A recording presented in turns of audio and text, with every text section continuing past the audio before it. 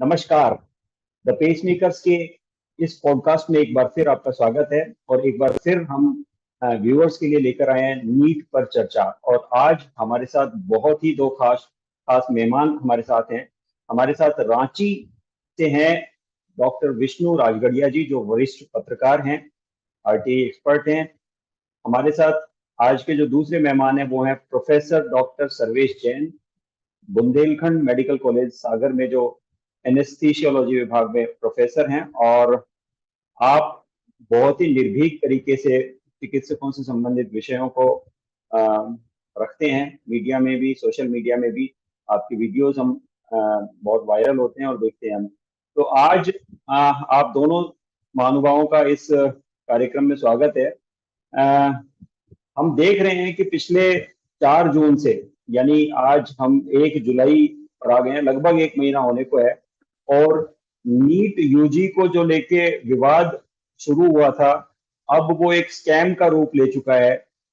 लाखों छात्र सड़कों पर हैं, संसद में मामला उठ रहा है, मीडिया नॉन स्टॉप इस स्टोरी को कवर कर रहा है, सोशल मीडिया भरा हुआ है। और ये मेरे ख्याल से देश के इतिहास में पहली बार ऐसा हो रहा है कि नीट का जो एग्जाम है वो इतने बड़े विवाद में घिर चुका है। छात्रों का एक बहुत बड़ा वर्ग है जो कि इस एग्जाम को निरस्त करके दोबारा एग्जाम कराने की मांग कर रहा है। सुप्रीम कोर्ट में दर्जनों पिटीशंस लग चुकी हैं। इसी तरह दर्जनों पिटीशन से हाई कोर्ट में भी लगी हुई है, जो कि क्लब होकर अल्टीमेटली सुप्रीम कोर्ट में पहुंच चुकी हैं। छात्र हैं वो असमंजस की स्थिति में है। उन्हें ये समझ नहीं आ रहा है कि ये परीक्षा कैंसिल होगी या यही स्कोर है इनका मान्य रहेगा। सरकार है वो बिल्कुल एक ऐसी स्थिति में है कि उनकी ओर से तो पिछले एक सप्ताह से कोई कम्युनिकेशन ही नहीं हो रहा है। तो इसी विषय पर चर्चा करने के लिए हम आज दोनों मेहमानों को हमने आमंत्रित किया है। डॉक्टर सर्वेश जैन साहब, आज डॉक्टर्स डे है और हर वर्ष डॉक्टर्स बड़े उत्साह से इस दिवस को मनाते हैं। पिछले कुछ दिनों में हम देख रहे हैं कि एक तो नीट, जिसमें बहुत से हजारों मुन्ना भाई हैं, वो इस आपके जो पवित्र प्रोफेशन है उसमें एंटर करने के लिए तैयार बैठे हैं। और उधर आपकी जो बहुत लंबी चौड़ी डिमांड्स हैं, जैसे कंज्यूमर प्रोटेक्शन एक्ट है, उसमें से लॉयर्स को बाहर कर दिया गया, डॉक्टर्स को बाहर नहीं किया गया, जबकि दोनों प्रोफेशन है। आज ही के दिन जो नई हमारी जो न्याय संहिता है वो लागू कर दी गई, जिसमें डॉक्टर्स के लिए और कड़े प्रावधान कर दिए गए। तो ये डॉक्टर्स डे आज का जो है इसे आप कैसे देखते हैं? आज हम सेलिब्रेट करें या इसको ब्लैक डे के रूप में माने, डॉक्टर सर्वेश? सर, मैं ये कहना चाहूंगा कि हमें इस डॉक्टर्स डे को सेलिब्रेट करने की तो इनफैक्ट बिल्कुल नहीं बनती है। और ब्लैक डे का आप कह रहे हैं तो मैं इससे काफी हद तक सहमत हूं, क्योंकि सरकार एक तरफ तो इसमें जो एंट्री के क्राइटेरिया है वो उतने रिलायबल नहीं रख पा रही है जितना हमारे टाइम में, मतलब आपने पीएमटी क्लियर किया है जो नीट यूजी का समकक्ष हुआ करता था, तो वो उसमें यदि कभी धांधली की खबर भी आती थी तो या कोई अफवाह उड़ाता था तो हम हंस के उड़ा देते थे कि इतना विश्वसनीय एग्जाम है, इसमें कभी कोई धांधली नहीं होती। और मुझे जहां तक याद है कि मेरी एमबीबीएस और एमडी की शिक्षा के दौरान ऐसा कोई मुझे वाकया नहीं मिला कि किसी स्टूडेंट की बहुत अच्छी रैंक है और वो क्लास में परफॉर्म करने में उतना काबिल नहीं लगा तो हम उस पर ये शक करें कि ये किसी गलत तरीके से आया होगा। लेकिन अब तो पूरा एमबीबीएस में एंट्री का सिस्टम है वही सस्पिशियस किस्म का है। और फिर आपने कहा कि कंज्यूमर प्रोटेक्शन एक्ट, उसके अलावा एक चीज और मैं बताऊंगा, वायलेंस अगेंस्ट डॉक्टर्स भी बहुत बढ़ गया है। और मेरे हिसाब से मैं अब इस पेशे में आने को किसी को रिकमेंड नहीं करूंगा। और जहां तक ये ताजा नीट यूजी का जो स्कैम है, जो घोटाला है, ये गवर्नमेंट की क्रेडिबिलिटी खत्म करता है, विश्वसनीयता। बिल्कुल, आपने क्रेडिबिलिटी की बात की तो विष्णु जी से मैं समझना चाहूंगा कि एनटीए ने जिस तरीके से इस एग्जाम को किया और हर स्तर पे अनियमितताएं अब सामने आ रही हैं, चाहे वो ग्रेस मार्क्स का मुद्दा हो, चाहे वो रजिस्ट्रेशन विंडो को दोबारा खोलने का विषय हो, चाहे वो रिजल्ट को 10 दिन पहले डिक्लेयर करके ध्यान भटकाने का विषय हो। तो ये अब एनटीए की जो क्रेडिबिलिटी है, आपको लगता है कुछ बची है इस संस्था को अभी आगे, इसमें इतनी गुंजाइश है कि इसमें रिफॉर्म्स करके इसको वापस पटरी पे लाया जा सके, या इसको डिसोल्व करके जो पहले की जो स्थापित संस्थाएं हैं जैसे सीबीएसई या यूपीएससी जैसी संस्थाओं को ये जिम्मेदारी दी जानी चाहिए? हाँ जी, धन्यवाद। आज डॉक्टर्स डे की आप लोगों को शुभकामनाएं। और आज आज ही के दिन एक ऐसा कानून लागू हुआ है, वो जो पुराने कानूनों को रद्द करके नया कानून जो बनाया गया है, तो उसमें जो पहले जो धारा थी 304 ए, उसको जो बदल करके जो अभी किया गया है 106, तो उसमें अगर किसी की लापरवाही की वजह से मौत वाला जो पहले जो क्लाउज था, उसमें सजा या जुर्माना ये प्रावधान था, लेकिन अब सजा और और जुर्माना, जुर्माना। तो सजा तो मैंडेटरी है। तो ये एक अच्छा गिफ्ट मिला है डॉक्टर डे के ऊपर।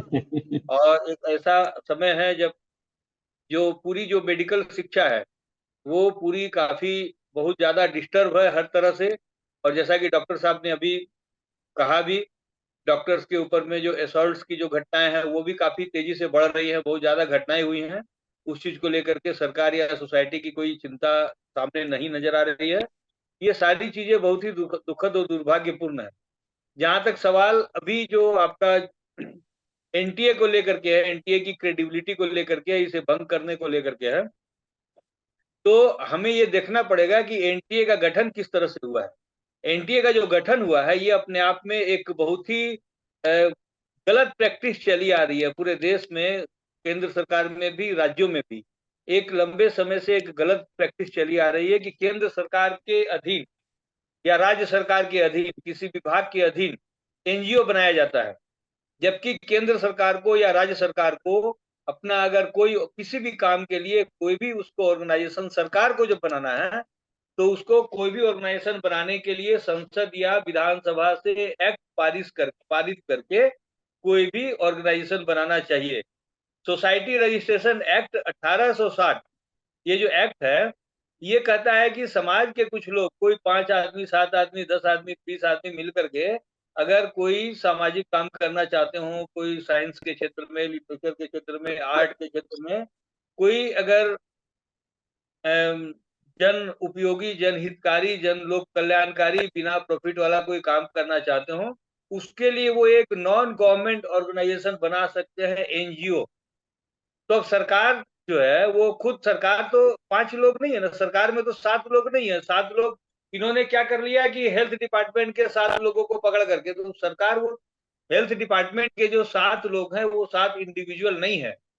सोसाइटी रजिस्ट्रेशन एक्ट 1860 जो है, वो 7 इंडिविजुअल्स के द्वारा बनाने वाला एक्ट है, न कि सरकार के 7 अधिकारियों को लेकर के। और आप कोई एक तो सरकार, आप सरकार, आपको सरकार का अथॉरिटी मिला, आपको सरकार चलाने की अथॉरिटी मिली है, आपको गैर सरकारी काम के लिए अथॉरिटी आपको नहीं मिली है। लेकिन एक गलत प्रैक्टिस जो चली आ रही है एनजीओ बनाने की।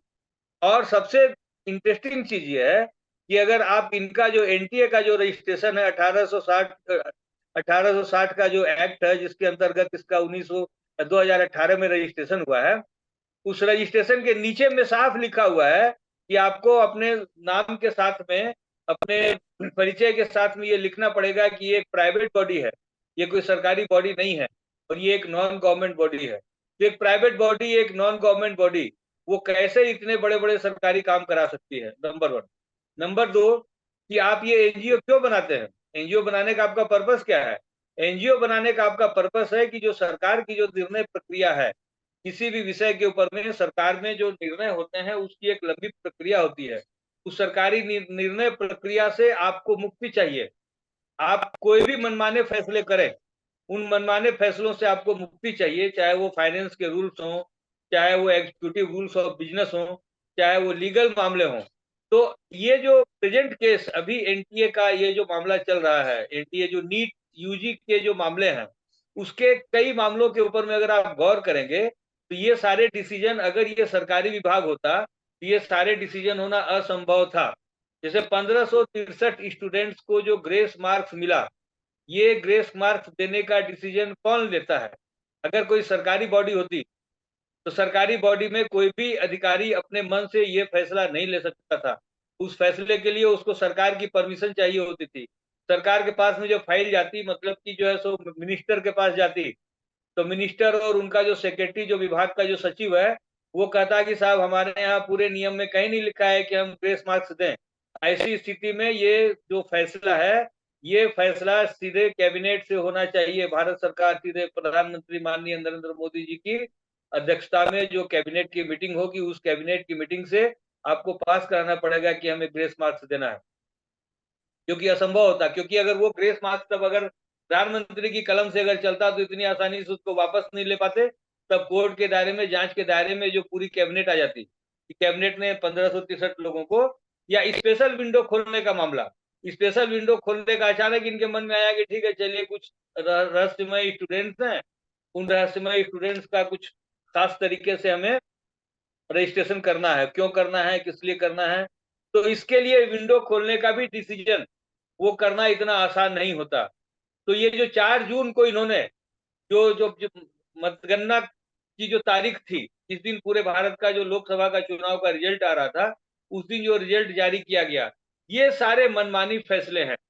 और इसके बाद जब बिहार में इतने सारे मामले सामने में आए, गोधरा में मामले आए, गुजरात में, हरियाणा में इतने सारे सेंटर्स में मामले आए, उन सारे सेंटर्स ने जब इनसे मांगा कि हमें आप क्वेश्चन पेपर दिखलाइए, क्या आपके स्टूडेंट्स का रोल नंबर दिखलाइए, यहाँ बच्चे किस कौन से आए हैं, उनका हमें कोई डिटेल दीजिए, वो सारा डिटेल इन्होंने नहीं भेजा, क्योंकि ये पूरा मनमाने तरीके से किसी एक दो लोगों की पॉकेट ऑर्गेनाइजेशन के रूप में ये काम कर रहा था। अगर ये सरकारी ऑर्गेनाइजेशन होता तो ये इनकी इस तरह की मनमानी नहीं चल रही होती।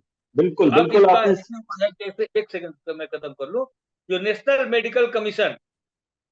मेडिकल कमीशन को बनाया गया था एक संसद के एक्ट के जरिए, पार्लियामेंट के एक्ट के जरिए, तो अब इसका यही रास्ता रह गया है कि आप एनटीए को भंग करें और एक पार्लियामेंट से एक्ट पारित करके इसको आप बनाए नया ऑर्गेनाइजेशन। धन्यवाद। बिल्कुल बिल्कुल। मैं अभी आपने बात की कि एनटीए ने असहयोग किया। सभी पूरा देश अब तो जान गया है कि जो इकोनॉमिक ऑफेंस यूनिट थी बिहार की, उसने एनटीए से उन बच्चों के एडमिट कार्ड मांगे जिनके नाम वहां मिले थे, एनटीए से पेपर मांगा और 3-3 लीगल नोटिस देने पड़े, तब जाके एनटीए ने उनको कुछ थोड़े बहुत कागज उपलब्ध कराए। तो डॉक्टर सर्वेश जैन साहब, आप मेडिको लीगल विषयों पे भी काफी जानकारी रखते हैं और कानूनी पेचीदगियों को भी समझते हैं।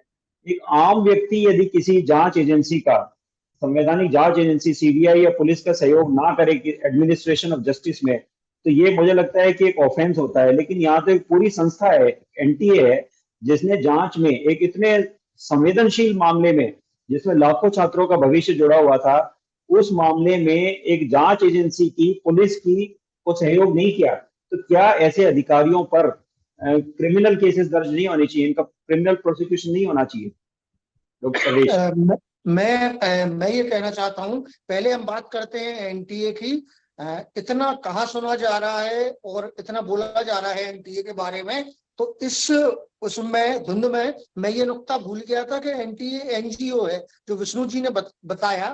तो ये तो अपने आप में एक बहुत बड़ा मजाक है कि जो अथॉरिटी एग्जाम लेनी है उसको पूरी तरीके से ट्रांसपेरेंट होना चाहिए और उसमें हर आदमी की जिम्मेदारी तय होना चाहिए। क्योंकि मैं सरकारी नौकरी में हूं, तो मैं जानता हूं कि एक चपरासी की भी नियुक्ति होती है तो उसकी सर्विस बुक मेंटेन करी जाती है, उसके सारे कागजात और आइडेंटिटी उसमें इसलिए रखे जाते हैं कि यदि वो किसी भी प्रकार की गड़बड़ करता है तो उसकी अकाउंटेबिलिटी, उसकी रिस्पॉन्सिबिलिटी तय हो। तो पहली चीज, एनटीओ को एनजीओ के तौर पर रजिस्टर करके चलाने का ये बहुत ही खतरनाक और बेवकूफी भरा फैसला था, जिसका आप कह रहे हैं ना कि अधिकारियों की जिम्मेदारी बनती है। तो प्रॉब्लम ये है कि गवर्नमेंट कवर अप में लगी है, गवर्नमेंट खुद नहीं चाहती कि असल मुजरिम तक पहुंचे और उनको प्रोसिक्यूट किए जाए। गवर्नमेंट चाहती है कि मुद्दे को रफा दफा कर दिया जाए, कहीं से कोई बम फूट जाए, कहीं कश्मीर में एक आधा अटैक हो जाए तो ये मामला दब जाए। इस देश की प्रॉब्लम यही है कि हम लोग प्रॉब्लम सॉल्व करने पे ध्यान नहीं देते, लोगों के जनमानस से उस समस्या के हटने का इंतजार करते हैं। तो बहरहाल एनटीए भी पूर्णतः अनरिलायबल एजेंसी है और इसको इतना महत्वपूर्ण काम देने की जिम्मेदारी जिस आदमी ने सौंपी है वो मेरे हिसाब से बहुत एक आपराधिक कृत्य है। दूसरी बात करते हैं नेशनल मेडिकल कमीशन की। 2019 से जब से नेशनल मेडिकल कमीशन आया है तब से मेडिकल एजुकेशन एक मजाक किस्म का हो गया है। तो एनटीए फॉल्टी एडमिशन करेगा, एनएमसी कम रिसोर्सेज में जो मेडिकल कॉलेज खड़े होने की परमिशन मिल रही है, जो नए नए मेडिकल कॉलेज खुल रहे हैं, जिसके पास 4 कमरों का भी घर है, वो अप्लाई करके जुगाड़ से मेडिकल कॉलेज खोल सकता है। इस हद तक नौबत आ गई है। नहीं तो एक समय ऐसा था कि मेडिकल कॉलेज खोलना एक शहर बसाने जितना टफ काम होता था। क्योंकि मैं 2008 में इस मेडिकल कॉलेज में आया था, तो मेरे सामने मैंने 45 एमसीआई के इंस्पेक्शन करवाए, 45, उसके बाद जाके मान्यता मिली थी। तो ये हाल है। और एनएमसी ने तो बिल्कुल क्राइटेरिया रिलैक्स कर दिए हैं। तो एनटीए भी जिम्मेदार है इस मेडिकल एजुकेशन सिस्टम को बर्बाद करने के लिए, और एनएमसी भी जिम्मेदार है। बिल्कुल, ये घूम फिर के बात वहीं पे आती है कि सारे जो नियम कानून है वो इस दृष्टि से बनाए जाते हैं कि प्राइवेट कॉलेजेज हैं उनकी सारी सीट्स भर जाए, उनके लिए इतना बड़ा पूल मिल जाए कि वो तो ना तो उन पे अपनी फीस कम करने का दबाव हो और ना उनकी कोई सीट खाली हो। आप देखिएगा, जेईई में 2 अटेम्प्ट से एक बच्चा ले सकता है, लेकिन नीट के लिए इन्होंने अटेम्प्ट की कोई लिमिट नहीं रखी है। 25 साल की उम्र तक आप चाहे 6 अटेम्प्ट कीजिए, 7 अटेम्प्ट कीजिए। इसी यही वजह है कि हमारे को हर साल जहाँ जेईई में 8-10 लाख बच्चे अपीयर होते हैं, नीट में 22 लाख, 23 लाख, 24 लाख तक बच्चे पहुंच गए हैं। आपने कट ऑफ जो क्राइटेरिया रखा 2012 में जब पहली बार ये ऑल इंडिया पीएमटी का आया था, उस समय परसेंट सिस्टम रखा गया था 50%। फिर इन्होंने उसको चेंज करके परसेंटाइल कर दिया। अब परसेंटाइल करने का नतीजा ये हुआ कि आप यदि 20 लाख बच्चे बैठते हैं तो सीधे सीधे 10 लाख बच्चों को आप क्वालिफाई कर रहे हैं। आप देश में आज 1,07,000 सीट हैं, उसमें से 50,000 के करीब राजकीय सीट हैं, सरकारी सीट जिनको बोलते हैं, बाकी प्राइवेट की सीटें। यानी प्राइवेट की 50,000 सीट्स के लिए आपने 9.5 लाख बच्चों का एक पूल दे दिया। अब जब इन 50,000 सीट्स के लिए 9.5 लाख बच्चे होंगे तो जाहिर सी बात है उनमें कंपटीशन भी होगा, और मेडिकल कॉलेजेस के पास के ऊपर फीस कम करने का दबाव कभी भी नहीं रहेगा, क्योंकि हमेशा उनकी सीट्स लेने वाले अभ्यर्थी हैं वो उपलब्ध होंगे। तो ये जो मुझे लगता है कि सारे नियम कानून बन रहे हैं वो प्राइवेट मेडिकल कॉलेजेस की सीट्स को भरने के लिए ही रखे जा रहे हैं। विष्णु जी, आपसे मैं समझना चाहूंगा कि अब ये विषय जो है नीट का, ये एक पॉलिटिकल कलर भी इसने ले लिया है। संसद में भी शुरू में 28 तारीख को संसद को वो 2 दिन के लिए उसका स्थगित करना पड़ा। आज जब संसद में बातचीत शुरू हुई तो वापस से नीट का विषय उठा। सड़कों पे भी जो विभिन्न पॉलिटिकल पार्टी जो उनके जो छात्र संगठन है वो आंदोलन कर रहे हैं, एनएसयूआई, शुरू में एबीवीपी भी नहीं भी किया था, आश्चर्य की बात है, वो भी बड़े। तो अब जबकि पॉलिटिकल कलर ले चुका है, जबकि स्टूडेंट्स का विषय है, स्टूडेंट्स के भविष्य का सवाल था, इसको पॉलिटिकल कलर नहीं देना चाहिए था। तो इससे आपको क्या लगता है कि इसका जो आउटकम होगा कोर्ट में, तो सरकार किस तरह से इसको लेके जाएगी? सरकार क्या एनटीए कहीं अपनी गलती मान के कोर्ट के सामने उसी तरह का कोई प्रस्ताव लेकर जाएगा जैसा कि एक ग्रेस मार्क्स के सिलसिले में हुआ था, या ये स्ट्रांगली डिफेंड करेंगे अपनी गलतियों को, अभी भी लीपापोती करके छुपाने का प्रयास करेंगे? आपको क्या लगता है? देखिए, इसमें सबसे बड़े दुर्भाग्य की बात तो यह है कि इस पूरे मामले में सरकार की जो भूमिका है वो पूरी तरह से लापता सरकार की भूमिका रही। जैसे बीच में अभी एक फिल्म आई थी लापता लेडीज, तो लापता लेडीज की तरफ से ये लापता सरकार, क्योंकि ये जो पूरा मामला है ये तो पूरा मामला इन्होंने खत्म कर दिया था। ये तो जो अगर बिहार में, बिहार पुलिस को धन्यवाद देना चाहिए कि बिहार पुलिस ने और गोधरा की पुलिस ने, 2 जगह की पुलिस ने अगर अपनी तरफ से अगर ये पहल करके और इस मामले को न पकड़ा होता तो आज ये पूरा मामला ही खत्म हो जाता। ये लोग तो एनटीए वाले तो लगातार इस चीज के लिए नाराज हैं कि बिहार पुलिस ने और गुजरात पुलिस ने क्यों उन चोरों को पकड़ लिया, क्योंकि एनटीए की खुद की मंशा तो थी नहीं कि हम चोरी को रोकें। इन लोगों ने, आपको ये ताज्जुब होगा जान करके कि ये जो पूरी परीक्षा इस तरह की जो नीट यूजी जैसे जिस परीक्षा में 25 लाख लोग बैठ रहे हैं, उस पूरी परीक्षा में ये लोग जिला प्रशासन को, पुलिस को, एसपी को, डीएम को, राज्य सरकार को, किसी को इन्वॉल्व नहीं करते हैं। ये जो पूरा जो मैकेनिज्म है इनका, ये पूरा मैकेनिज्म है निजी संस्थाओं के माध्यम से, कुछ प्राइवेट एजेंसीज है उनको हायर कर लिया है। इनके खुद के एनटीए के पास में बहुत ही कम स्टाफ हैं और इन्होंने कुछ प्राइवेट एजेंसीज को दे करके और उसके माध्यम से ये पूरा इनका काम चलता है। इनकी जो प्राइवेट एजेंसी है, जो यूपी की जो परीक्षा जो करवाई थी, इनकी जो यूपी पुलिस भर्ती का, कांस्टेबल की भर्ती का, वो गुजरात की कोई एक कंपनी थी, वो उसने काफी बड़ा फ्रॉड किया और वो कंपनी अभी भाग गई है वहां से छोड़ करके। उसका जो मालिक है गुजरात का, वो कोई विनीत आर्या ऐसे कोई नाम था, वो भाग गया है। ये पूरा इनका मैकेनिज्म है कि सरकार कह रही है कि सुप्रीम कोर्ट जो करेगा। पहले तो जब ये घटना हुई तो एनटीए के अधिकारियों ने मना कर दिया कि नहीं, कोई गड़बड़ नहीं है। मंत्री ने मना कर दिया कि कहीं कोई गड़बड़ नहीं है। और यहाँ तक उन्होंने कह दिया कि ये सारी चीजों के ऊपर में आप लोग पॉलिटिकल मामला उठा रहे हैं, ये कहीं कोई गड़बड़ी नहीं है। तो सवाल ये है कि सरकार का काम क्या है। सरकार फिर कहती है कि जो कोर्ट जो करेगा, वो कोर्ट जो कहेगा उसके लिए हम तैयार हैं। हमें ये जानना होगा कि कोर्ट के पास में ये एक्सपर्टीज नहीं है कि परीक्षा में नकल हुई है कि नहीं हुई है, इसकी हम जांच कराएं। परीक्षा का आपका पैटर्न क्या है, आपका ओएमआर सीट के जरिए आप कर रहे हैं, आप ऑनलाइन कर रहे हैं, ऑफलाइन कर रहे हैं, कैसे कर रहे हैं, उसके क्या माइन्यूट डिटेल्स है। कोर्ट में तो कोई एक पक्ष कोई एक तरह का मामला लेकर के गया, कोर्ट के पास में इतना समय नहीं है कि हर चीज का उतना टेक्निकल डिटेल में जाए या इंक्वायरी खुद कराए। ये चोरी हुई है कि नहीं हुई है, गड़बड़ी हुई है कि नहीं हुई है, ये देखने का काम कोर्ट का नहीं है, ये काम था पुलिस का, राज्य सरकार का। अगर कोर्ट अगर ये काम देखेगी तो सरकार क्या करेगी? फिर सरकार क्या चीज के लिए है?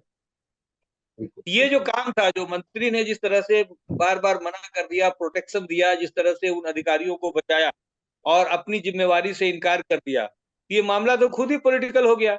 दूसरी चीज है कि हमारे जो माननीय प्रधानमंत्री महोदय, ये कभी कोई एक मैच में अगर कोई, बड़ी गर्व की बात है कि हमारी कोई टीम अगर विदेश में या कहीं भारत में अगर कोई मैच जीतती है तो बहुत खुशी और गर्व का विषय है।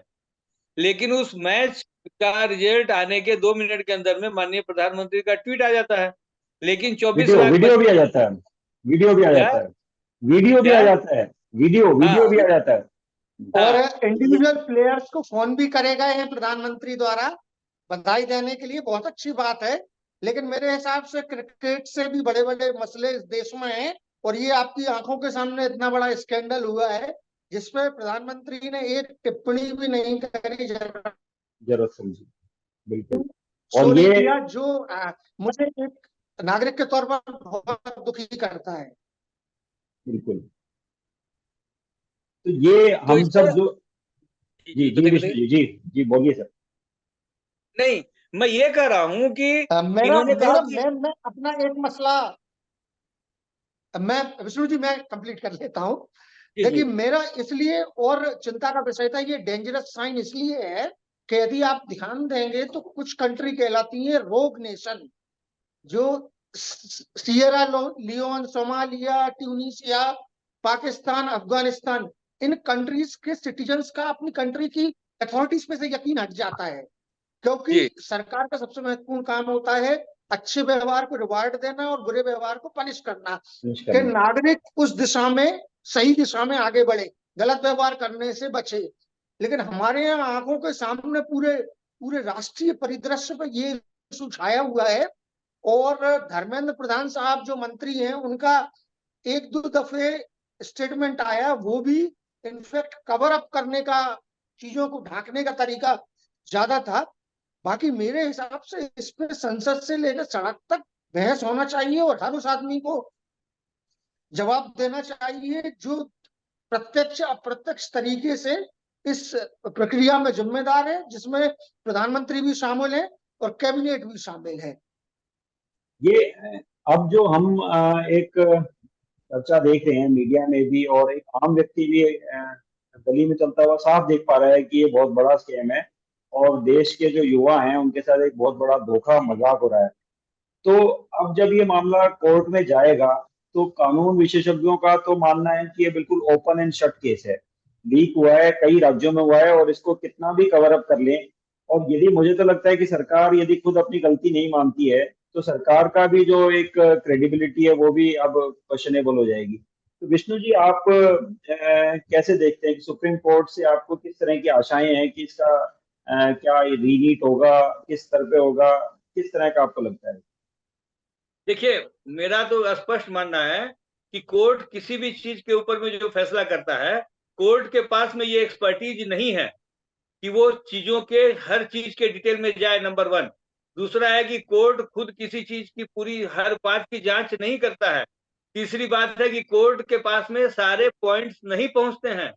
कोर्ट के पास में कोई एक ही बात पहुंचती है। जैसे हाथी, एक हाथी है, हाथी को चार लोग, चार अंधे, चार अलग अलग तरीके से देखते हैं। कोई कहता है कि ये पूंछ है, कोई कहता है सूंड है, कोई कहता है उसका जो पैर है उसको देख करके कहता है रस्सा है, मतलब पूंछ को देख करके कहता है कि रस्सा है।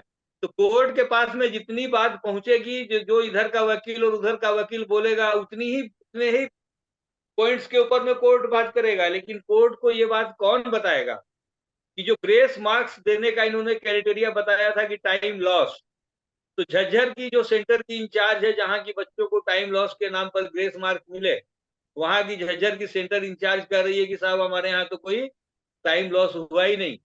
और छत्तीसगढ़ का एक सेंटर है बालोद में, कोई बालोद जिले का, वहां के 391 स्टूडेंट्स हैं, उनका कहना है कि हमारा टाइम लॉस हुआ 45 मिनट्स का।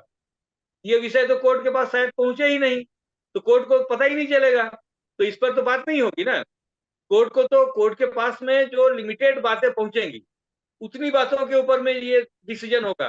तो मेरा कहना है कि हमें कोर्ट से ज्यादा उम्मीद रखनी चाहिए सरकार से, और सरकार अगर ये काम को नहीं करती है तब संसद इसी चीज के लिए बनी हुई है। पक्ष विपक्ष जिस चीज को हम कहते हैं कि राजनीति हो रही है, राजनीति नहीं है, ये है सरकार को अकाउंटेबल बनाना। सरकार का ये काम नहीं है कि वो उधर से चोरी हो रही है और हम कहते हैं कि कोई चोरी नहीं हुई रे, और आप फिर चोरी पकड़ी जाए, हाँ हाँ ठीक है, हमने मान लिया कि चोरी हुई है, ग्रेस मार्क्स को हमने वापस ले लिया। ग्रेस मार्क्स को आपने वापस ले लिया तो बदले में ग्रेस मार्क्स देने वाले किन स्टूडेंट्स को आपने किस आधार पर ग्रेस मार्क्स दिया? सिर्फ अभी ग्रेस मार्क्स दिया या इसके पहले की भी परीक्षाओं में आप देते रहे हैं? सिर्फ आपने नीट यूजी की परीक्षा में दिया कि और भी दूसरी परीक्षाओं में आप ग्रेस मार्क्स देते रहे हैं? इस तब आपको स्पेशल विंडो का बताना पड़ेगा कि स्पेशल विंडो के जो 24,000 जो स्पेशल जो रहस्यमय स्टूडेंट्स हैं वो कौन है, उनके सेंटर्स कहाँ थे, वो कहाँ के रहने वाले बच्चे हैं, इन सारी चीजों को कौन बताएगा? तो मुझे लगता है कि ये जो खुद सरकार की क्रेडिबिलिटी का सवाल है, और इस पर सरकार अगर सही तरीके से सामने में नहीं आती है तो निश्चित तौर पर ये बहुत ही दुर्भाग्य का विषय होगा। क्योंकि पहले ही हम लोगों की जो देश की जो मेडिकल परीक्षा है वो बहुत ही खराब स्थिति से चल रही है। जैसा कि डॉक्टर साहब ने अभी बताया कि जो मेडिकल कॉलेज खोलने के जो क्राइटेरिया है, अभी हम लोग देख रहे हैं कि पीजी के जो स्टूडेंट्स हैं उनकी जो सुसाइड्स के इतने सारे मामले आ रहे हैं। अभी देहरादून में एक कॉलेज था, वहां के एक स्टूडेंट ने सुसाइड कर दिया। इतनी सारी घटनाएं आ रही है, करीब पिछले 5-6 साल के अंदर में 150 से ज्यादा यूजी पीजी के स्टूडेंट्स ने जो पढ़ाई कर रहे हैं उन स्टूडेंट्स ने सुसाइड कर दिया। कितने बड़े दुख की बात है। देखिए, अगर कोई ऐसा स्टूडेंट, कोई जो कि स्ट्रगल कर रहा हो, जिसको एडमिशन नहीं हो पा रहा है, जिसके सामने में कोई फ्यूचर नहीं है, कोई कैरियर नहीं है, वो अगर सुसाइड करता है तो उसका फ्रस्ट्रेशन आप समझ सकते हैं कि कोटा में जो बच्चा प्रिपरेशन कर रहा है और प्रिपरेशन करवाने के दौरान उसको लगता है कि हम नहीं कर पाएंगे और वो सुसाइड कर ले, तब उसका फ्रस्ट्रेशन का एक वजह हो सकता है। लेकिन जो एमबीबीएस कर चुका हो, जो पीजी कर रहा हो, उसको अगर सुसाइड करना पड़े, जिसके सामने में इतना बड़ा फ्यूचर है, जो कि ऑलरेडी एक डॉक्टर बन चुका है और आने वाले समय पे वो एमडी एमएस या कोई बड़ा डॉक्टर बनने वाला है, उसको अगर सुसाइड करना पड़े तो ये कितने बड़े दुख की, कितने बड़े शर्म की बात है। और इसको लेकर के कोई चिंता नहीं है, इसको लेकर के कोई मिनिस्टर, कोई सेक्रेटरी, कोई संसद इसको लेकर के बात नहीं करती है। तो मुझे लगता है कि इन सारी, खास करके जब डॉक्टर्स डे है तो हमें इसके ऊपर भी बात करनी चाहिए कि हमारी मेडिकल शिक्षा का स्तर कैसे सुधरे। और ये जो मनमानी चल रही है, ये जो प्राइवेट कॉलेजेस की मनमानी हो या सरकारी कॉलेजों में भी जो परेशानी चल रही है, जो स्टूडेंट्स को जो स्टाइपेंड नहीं मिलता, स्टाइपेंड के उनके जो पैसे हड़प लिए जाते हैं, उनको जो छुट्टी नहीं मिलती, उनको जो काम के जो घंटे हैं, हमने इसके ऊपर में कई बार लिखा। एनएमसी जो है, एनएमसी ने जो अपना जो गाइडलाइन बनाया है पीजी मेडिकल स्टूडेंट्स के लिए, जो रेगुलेशन बनाया है, उसमें कहीं उसने नहीं लिखा है कि काम के घंटे कितने होंगे। अब क्यों नहीं लिखते हैं भाई? सबके लिए जब काम का घंटा निर्धारित है, पूरा इंटरनेशनल जो लेबर ऑर्गेनाइजेशन है वो कहता है कि सप्ताह में 48 आवर से ज्यादा काम आप नहीं ले सकते हैं। एक दिन में 8 घंटा अगर आप लेते हैं, 48 घंटा पूरे सप्ताह में आपका मैक्सिमम वर्किंग आवर हो सकता है।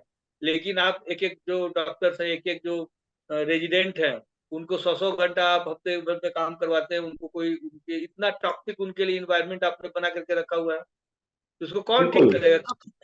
बिल्कुल, सवाल बहुत हैं और ये चर्चा हम बहुत लंबे समय तक कर सकते हैं। चर्चा को समाप्त करने से पहले डॉक्टर सर्वेश जैन कुछ कहना चाह रहे हैं। सर, मैं, विष्णु जी ने जो न्यायपालिका को एक किस्म से क्लीन चिट दे दी है। हालांकि न्यायपालिका के मामले में हम हिंदुस्तान में बहुत ज्यादा संभल के बोलना पड़ता है, क्योंकि हमारे यहाँ यदि जैसे अभी मेरे ऊपर ही कंटेम्प्ट ऑफ कोर्ट का मामला दायर हो जाए तो बड़े एक्सपीडियसली सुनवाई होगी और 3 महीने में सजा भी हो जाएगी, लेकिन वो ही न्यायपालिका दूसरे मुद्दों पे ऐसा रिलक्टेंट हो जाता है। देखिए, याद रखिए, कॉन्स्टिट्यूशन की दी हुई जितनी ऑटोनॉमी भारत की न्यायपालिका एंजॉय करती है उतनी कम ही देशों की करती है। मतलब कि सरकार का कोई कंट्रोल नहीं है, लेकिन इसके बावजूद भी न्यायपालिका उन्हीं मुद्दों को ग्रास्प करती है जिनमें वो कंफर्टेबल रहती है। जहां सरकार से कन्फ्रंटेशन होना होता है, हमारे यहाँ की न्यायपालिका किसी भी किस्म का संघर्ष में नहीं पड़ना चाहती। हालांकि इतना बार कहने से मेरे ऊपर कंटेम्प्ट ऑफ कोर्ट का केस चालू हो सकता है और मेरी बहुत बुरी हालत हो सकती है, मेरा करियर बर्बाद हो सकता है, क्योंकि मैं आम आदमी हूँ। लेकिन घूम फिर के समस्या की जड़ यही है कि यहाँ आम आदमी के लिए सारे कानून है, आम आदमी के लिए सारी सजाएं, और खास आदमी के लिए और खास लोगों के लिए यहाँ कुछ नहीं है। अच्छे बुरे का रिवार्ड पनिशमेंट का जो गवर्नमेंट का काम रहता है, वो फिनोमेना रहता है जिसके आधार पर एक सभ्य समाज चलता है, वो खत्म हो चुका है। यूरोप, अमेरिका, इन देशों में वहां के नागरिकों का अपनी सरकार पर पुरजोर यकीन है, लेकिन हमारे यहाँ इतने घोटालों के बीच में मेरा यकीन तो काफी हिला हुआ है। बिल्कुल, यकीन आपका हिला हुआ है और मुझे लगता है कि आपके विचारों से बहुत से लोग अग्री करते होंगे। लेकिन अभी वक्त बड़ा संवेदनशील है, सभी छात्रों की निगाहें 8 जुलाई को सुप्रीम कोर्ट पर लगी रहेंगी। लगातार एक एक मिनट वो इंतजार कर रहे हैं 8 जुलाई का, और आशा करते हैं कि इन बच्चों का और इनके अभिभावकों का न्यायपालिका पे, देश के सिस्टम पे विश्वास बना रहे और इन बच्चों को न्याय मिले। इसी के साथ इस चर्चा को यहीं पर समाप्त करते हैं। अब दोनों महानुभावों का चर्चा में जुड़ने के लिए बहुत बहुत धन्यवाद। Thank you.